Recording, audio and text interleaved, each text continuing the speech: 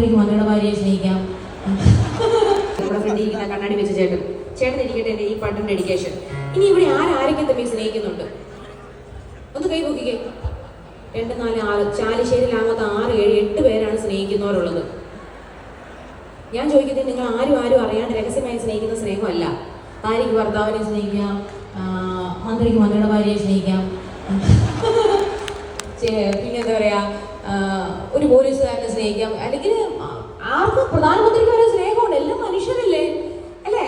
അപ്പോൾ ഈ സ്നേഹം എന്ന് പറഞ്ഞാൽ നമുക്ക് കാശ് കൊടുത്ത് വാങ്ങിക്കാൻ പറ്റുന്ന ഒരു സാധനമല്ല. നല്ലൊരു സ്നേഹം കിട്ടുക എന്ന് പറഞ്ഞാൽ ലൈഫിലെ ചേച്ചി ഇപ്പോഴും വിചാരിച്ചോണ്ടിരിക്കുന്നത് എന്താന്ന് പറയട്ടെ, കണ്ണാടി ആ ചക്കപ്പോത്ത് പോലെ ഇരിക്കുന്ന ആൾ ഇങ്ങനെ മാറുമോന്ന് അതല്ലേ വിചാരിച്ചേ? എന്റെ അറിവ് ഇതൊക്കെ ഇങ്ങനെ കണ്ടുപിടിച്ചെന്ന് അത് എനിക്ക് മനസ്സിലാക്കാൻ പറ്റും. ഇപ്പോഴും നമ്മുടെ മന്ത്രി വിചാരിക്കുന്നത്, നമ്മുടെ MP രാജേഷ് സാർ വിചാരിക്കുന്നത് അദ്ദേഹം, പക്ഷേ ഇതുപോലെയുള്ള പരിപാടി നിങ്ങൾ പങ്കെടുക്കുമ്പോൾ കുറേ സ്ട്രെസ് മാറും.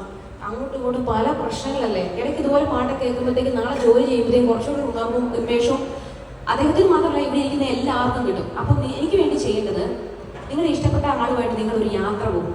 നല്ല തണുത്ത സ്ഥലത്തോട്ട്, കാശ്മീരോ അമേരിക്കയോ സ്വിറ്റ്സർലൻഡോ പോകുമ്പോൾ ആ മൊബൈലുണ്ടല്ലോ, അതിൻ്റെ പുറകിൽ ഒരു ലൈറ്റ് ഉണ്ട്, അതുകൊണ്ട് കത്തിച്ചു എല്ലാവരും ഫോണിൻ്റെ പോലെ ഒരു ലൈറ്റ് ഉണ്ട്.